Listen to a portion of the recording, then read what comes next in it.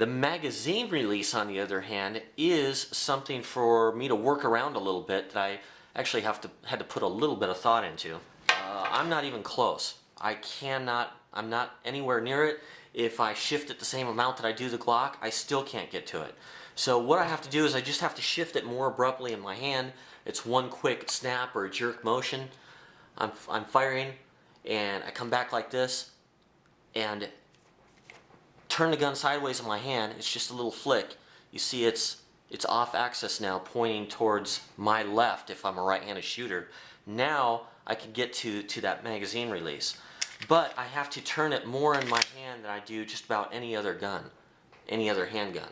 So I really have to move that sideways to get that mag out. So you can see, here's kind of my grip there. I also have to bring my finger down to the opposite side in order to get enough leverage on there. If I have my finger up here like this, the muscle line up in the hand here just doesn't allow me to get on that. So I can't leave my finger straight alongside the frame. I actually have to bring it down here. Hope that makes sense. So here's what it looks like. Here's firing position, and there is my mag release position.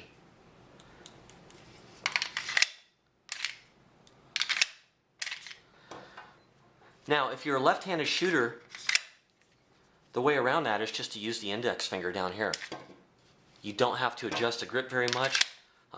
If you've got normal flexibility in your finger, you can just come in here and drop your mag with the index finger. Now for me, because I don't like shifting the gun, or it's not natural, or I kind of have to relearn the amount that I shift the gun in my hand to drop the mag with this gun, what I do, this is one of the ways that I used to drop mags when I was shooting open guns, is use my middle finger here on the mag release. This is actually pretty natural for me to come up into. I have a real high grip whenever I grip a pistol, and it actually angles this finger back up a little bit. So if I'm firing like this, but with a little bit of a shift, you can see I can cover that up pretty easy. I can get to that button. And it's actually pretty easy for me to release it with that middle finger right there. And it's very natural because I did it for so long in competition. It works out just fine. So for me, that's not a big ergonomic issue. You've got options there. Oh, with regards to activating the safety, I would say that this gun, when I see this gun, the first one that I think of as a competitor to this is the CZ, the CZ75. I think that they're very similar in finish and look and quality. They obviously operate differently, but when I compare this safety setup to that of the CZ75, I actually find this one easier. Now my thumb, because of where the safety is placed on the CZ75, I don't get to that one very easily.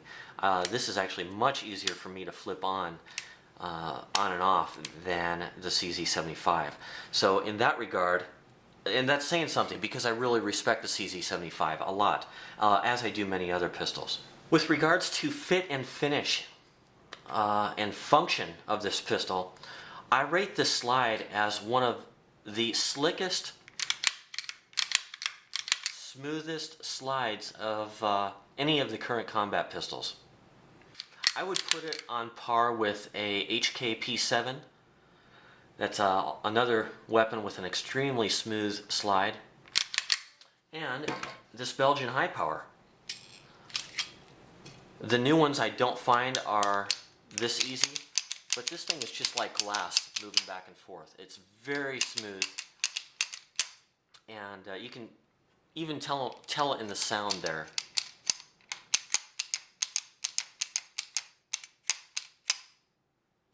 And this pistol is much the same way.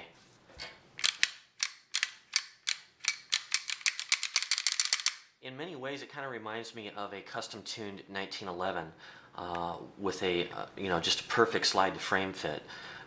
It reminds me, I still have a couple of my race guns. This reminds me a lot of how that feels. Fairly light spring and just effortless. I don't feel any friction as I move this back. All I feel is the pressure against the slide from the recoil spring, but nothing else. Trigger. The trigger on this gun is not too slick. The double action trigger pull feels like it's about 14 or 15 pounds, and it is not smooth. Actually, when I get right to here towards the end of the pull, it gets real notchy and grabby right there. I would say that I would rate that a D, or about 3.5 stars out of 10 for double action triggers. It's really bad. Fortunately, there's ways around that. Single action pull is pretty decent. It breaks cleanly, but the weight is high. Actually, I should just get the scale and we'll see what it is. I'm guessing about 14 or 15 on the double action, and I'm guessing about 6.5 or 7 on single action. Okay guys, I've got the Beretta here with the scale on it. The scale isn't a perfect trigger scale, but it's good enough for our purposes. Okay, here we've got double action trigger pull. I've got this mounted right in the middle of the trigger, and we're going to start our pull.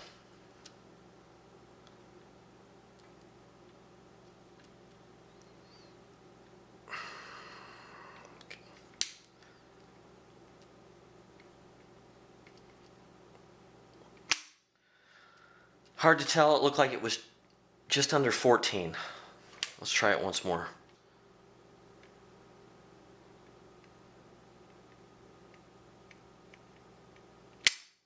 Okay, it looked like about 12.9 or so. Okay, let's try the single action pull.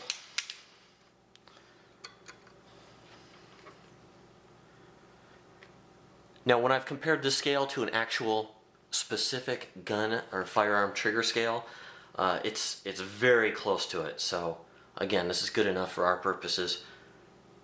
It's a little hard for me to see the numbers, but I'm just going to pull away here.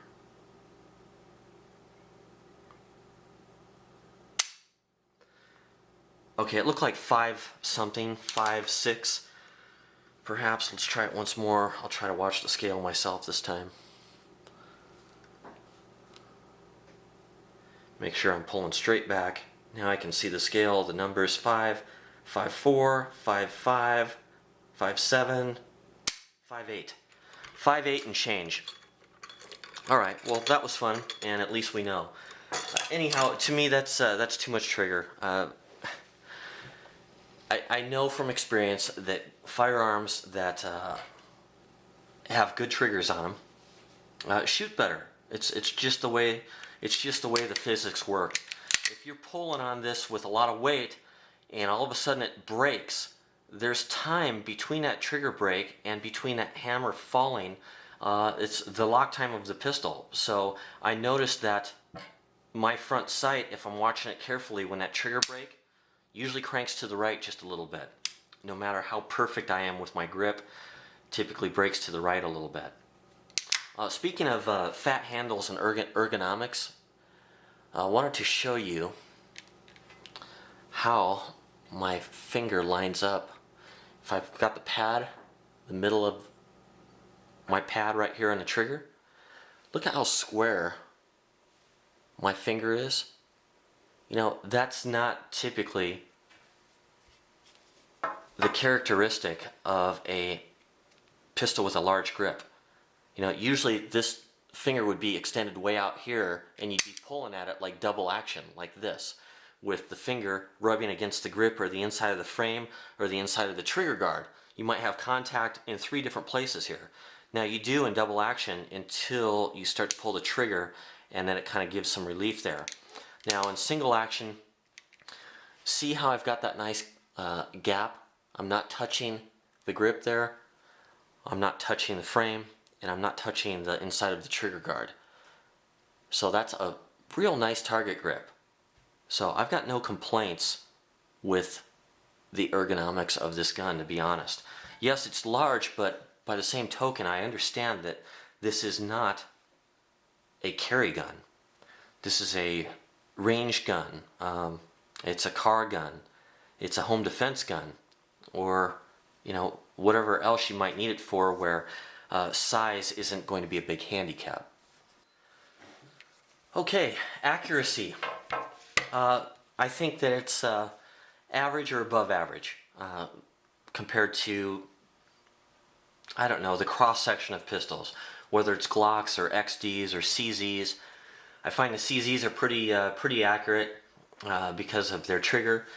I find that with the Glocks and XDs and the M&Ps, that if you are not doing everything perfectly on these triggers, it's easy to throw one or two shots. Anytime you have a clean braking single action style trigger, I think the potential for accuracy goes up a bit. Okay guys, here's my first 5 shots out of the pistol. It was either 21 or 25 feet, and you can see I'm just a little bit high left. I think that might have been me learning this new trigger. By the time I shot my second group, I think I did a little bit better. Either way, it's well under 2 inches, about 1 3/4 inches, and I've got 4 shots within 1 inch here, so it did just fine. Had another accomplished target shooter, USPSA shooter, shoot this, and you can see he did real good with the gun too. This guy's a real good shooter, by the way. You probably see him in my shooting portion of the video, or at least hear his voice. He's probably soon to be a grandmaster shooter. I believe he's a master right now. This was my second group. I think once I became a little bit more familiar with the pistol, I shot a real nice 5-shot group. This was, well, I guess I can call him DC. DC loaned me 5 more rounds because I didn't have ammunition. It was pretty pathetic. So anyhow, I'm real happy with that. Whenever I get a new gun, you probably hear me say this in the shooting portion, which is going to be very short, by the way, or not much shooting, I should say. There's no rapid fire or anything fun. It's just this kind of stuff. But I really like to dial it in. I like to know where the gun is hitting, and after that, I can start having fun with the gun and start shooting doubles and speed shooting. But anyhow, I'm quite pleased with this, and that will only get better after I have the trigger done on this, which I plan to do. That's the only thing the pistol needs. I do plan on keeping it. I'm kind of, I wouldn't call it sentimental towards the gun, because historically I haven't liked them. As a matter of fact, I made the joke when I bought the gun that it had only had 200 rounds through it, and that it probably still had a good 1,000 rounds left before it broke. That's some of my ribbing that I do towards the Beretta, just out of fun, not because I actually have a dislike for it. But where was I? Oh, talking about a little sentimental. Well, I respect the gun because of its history, and because it is indeed a good firearm. I think it has unique looks to it. It certainly, in my opinion, looks a lot better and feels a lot better in the hand to me than the PX4. And in many ways, it has become a classic. One of the treatments that I like here is on the back strap. Let's see if I can get that to focus. On the back strap, they put some decent knurling or checkering back there. It's not conventional crosshatch checkering, but it is real effective. And on the front strap as well. Now, even though it doesn't go all the way up to the top, it does help quite a bit with the grip. Thanks for tuning in, guys, for another one. I've got lots of stuff lined up between shooting videos. You guys will probably enjoy a taser video that I have pretty soon. No, I'm not going to tase myself or anything like that, but I will fire it for you so that you can see how it works. That's it for now, and thanks again to all my subscribers. Bye for now.